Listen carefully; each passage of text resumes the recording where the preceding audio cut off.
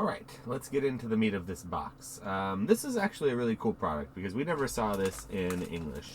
It came in this little plastic sleeve. I don't know if this is how they came directly from Japan, but this is how it was shipped to me, this particular one. I bought in the promos as well, just as separate sealed promos, but this is one that was directly sealed still, and it actually comes with a pretty cool little bonus. There was something about these boxes I'd heard when they were being sold that they were being sold for less or more depending on if it had the stamps included. I had bought this box right at the beginning of the print run, so they didn't start taking these out, but it actually comes with these stamps. And so check out these really cool holographic, like, authentic Japanese stamps. Now, if I'm not mistaken, they might not be allowed to sell those for some reason, but I'm not entirely sure on to why or why not it wouldn't. But I do have them in this box, so I'm happy to have it, and I'm going to keep this box to display the whole box after the fact. But let's see, how do I get in this? But right now, we're going to take out the promos. We're going to also see what else is in the box. I'm going to see about maybe sending this in to get graded. So, full disclosure, if it looks like it doesn't warrant getting graded here, we will most likely keep it sealed. But we're going to check out the promo and do our best. The centering looks pretty good on that one. Be gentle with it. Okay, looks pretty good there. The thing I'm looking for is any dents or dings or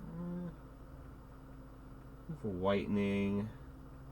Usually with the Japanese card stock, it's pretty good. I just don't want to shift these cards around too much because I don't want any scratches to appear either. And so this is looking like a really strong copy. Pretty happy about that. Set that off over here to the side. Now, what else comes in this box? Now, most people at that point just kind of stop with the boxes, and I understand that. But I'm also curious as to see what else comes with it. And so it looks like it comes with, as far as I understand, a 2-player starter deck here, which, if I remember seeing anything about it, let's just see. Let's see what's inside there. I think it has, yeah, so it's going to have some exclusive cards. Let's just get a look at it. Let's put this off to the side here so we can get a real look at what's inside of this box.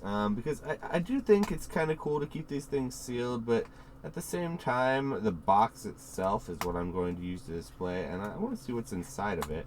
And I've heard that there's a cool starter set in here. And I mean, even though I can't read the cards, I still think it would be nice to see the art. And it looks like there's a Cinderace and a Pikachu. And that's kind of fun. So inside you also get, looks like, oh, look at that. Really cool coin. You get some like damage counters, probably a playmat like usual. There's the Cinderace deck. So we'll see what's in there in just a moment. And then this is the Pikachu deck, I presume. Yeah. Cool. Nice packaging. I really, really enjoy that. Look at the Cinderace first. Now, if they really wanted this to be a stonker, they could have put Charizard in it, but seeing how it's a Sword and Shield era product, and Cinderace is sort of the fire type starter. Oh, look at that. It's cool. So it comes with its own little deck. Now we are going to keep the deck sealed because the rest of it is just going to be commons and uncommons. I believe you get the 1V, and if I'm not mistaken, that is a exclusive promo, which is kind of cool. So that's fun. And then you get a bunch of the necessary ingredients for the rest of the deck to function. So we'll leave that sealed. And then let's check out what the Pikachu looks like. And that makes sense. That would make sense that it has its own promo. So I would guess, aha, the Pikachu. But here's the thing, the Pikachu doesn't. The Pikachu doesn't seem like it has its own, oh yes it does, okay, cool. It was hard to see, but there it is, right there. All right, nice. So there is an exclusive promo. The Pikachu is exclusive, so that is kind of cool. So we'll once again keep that in its original little packaging there. That's fun.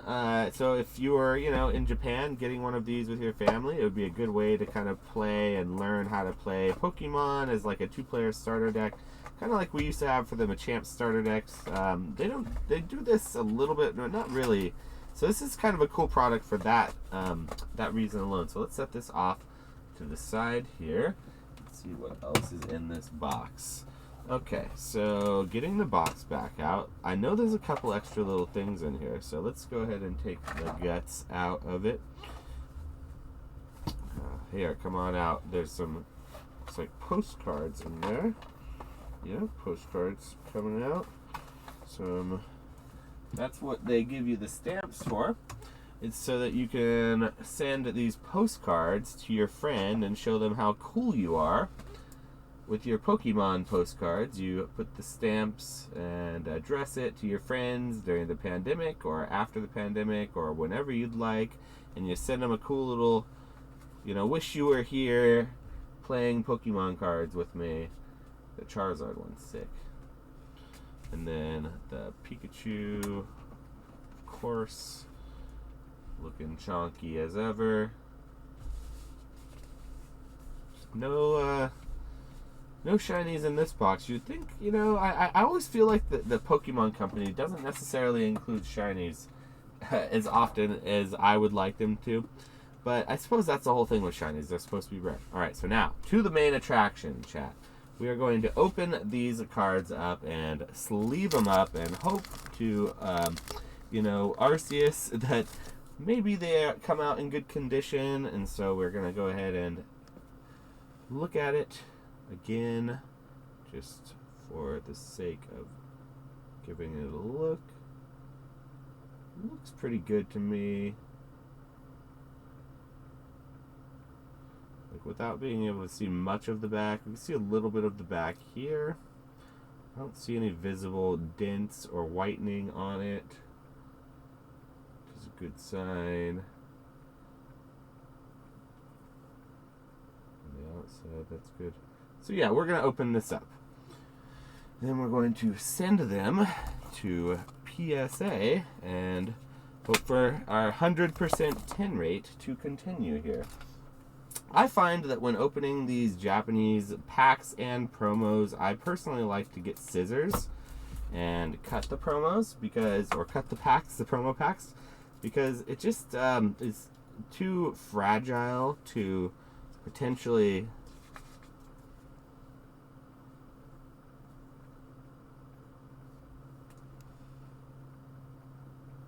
the issue is if you open them, they're so fragile, you don't want to necessarily risk bending it by pulling on the tabs or opening the pack that way.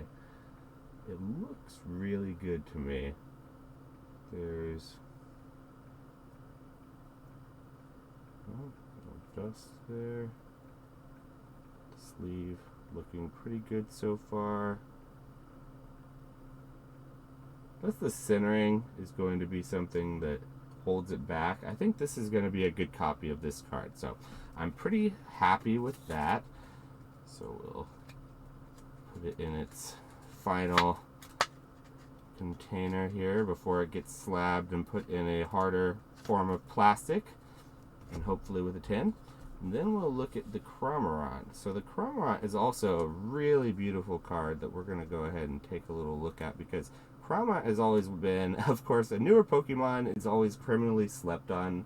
I don't particularly love Cramorant or anything. It's not like a great Pokemon design, but this card is. So we're going to look at the back, make sure there's no visible dents or dings. Looks pretty good to me. We're going to look at the front and give it a good look, because I really do love the artwork of this card. I think that these designs, these two cards design, were both modeled after like historic Japanese traditional like artwork by artists that the Japanese culture would recognize. Not so much that I recognize. I feel like I recognize the Cramorant for sure. There's like a iconic Japanese artwork that I've seen that looks like the Cramorant that must be what it's emulating. And the Pikachu looking back, I've seen the art that it was supposed to emulate, and it does look very, very, very similar in a way that I think is really, really cool. So I appreciate it, and I'm not from Japan, and so I can only imagine that this product is probably very beloved within Japan. I know that if we had something like this in English, it would definitely be a very well-loved product, especially if it was exclusive sort of to our culture and our some sort of cool historic artworks within our culture.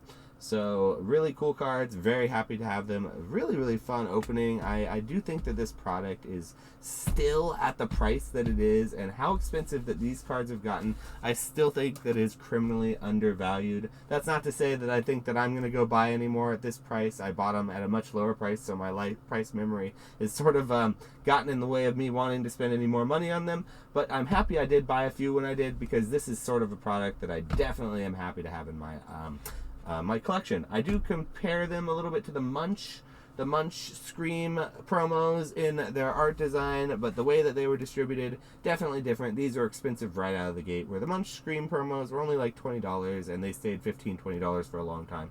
So it's very different as far as like how I look at them, but the artwork alone is just beautiful and iconic, and I'm happy to have it. So if you like this kind of opening, please like and subscribe. We're going to do more openings, more English openings. Got Crown Zenith coming up this next week, so we're going to have some special openings with that on the channel, and we appreciate everyone who's come through. So we will see you guys next time.